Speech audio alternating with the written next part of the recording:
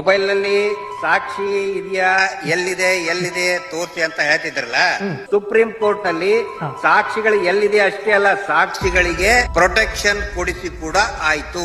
ನಾನು ಮಹೇಶ್ ಶೆಟ್ಟರ್ನ ತುಂಬಾ ನಾನು ನೆನಪಿಸ್ಕೋತೇನೆ. ಇವತ್ತು ಇದರಲ್ಲಿ ಅವ್ರು ಇರ್ಬೇಕಾಗಿತ್ತು. ಸುಮ್ಮನೆ ಸುಳ್ಳು ಕೇಸ್ ಹಾಕೋದು, ಗಡಿಪಾರತ್ ಮಾಡೋದು, ಎಲ್ಲಿ ತನಕ ಮಾಡ್ತಾರೆ, ಅಪಪ್ರಚಾರ ಮಾಡಿಸೋದು. ಇದು ರಾಜ್ಯ ಸರ್ಕಾರ, ಪೊಲೀಸ್ ಇಲಾಖೆ ಮತ್ತು ಸಿಬಿಐ ಎಲ್ಲರಿಗೂ ಕೂಡ ಚಾಟಿ ಬಾರಿಸಿದೆ ಸುಪ್ರೀಂ ಕೋರ್ಟ್. ಮೋಸ್ಟ್ ಸೆನ್ಸಿಟಿವ್ ಪ್ರಕರಣವನ್ನ ರಾಜ್ಯ ಸರ್ಕಾರ, ಕೇಂದ್ರ ಸರ್ಕಾರ, ಸಿಬಿಐ ಇಷ್ಟೊಂದು ಕೇವಲವಾಗಿ ತನಿಖೆ ಮಾಡಿದೆ, ಅಸಹ್ಯವಾಗಿ ತನಿಖೆ ಮಾಡಿದೆ, ಅತ್ಯಾಚಾರಿಗಳನ್ನ ರಕ್ಷಣೆ ಮಾಡೋದಕ್ಕೋಸ್ಕರ ತನಿಖೆ ಮಾಡಿದೆ. ಅದು ಸುಪ್ರೀಂ ಕೋರ್ಟ್ಗೆ ಮನವರಿಕೆ ಆಗಿದೆ. ಆದರೆ ಈ ನಮ್ಮ ಸರ್ಕಾರಗಳಿಗೆ ಅರ್ಥ ಆಗ್ತಾ ಇಲ್ಲ.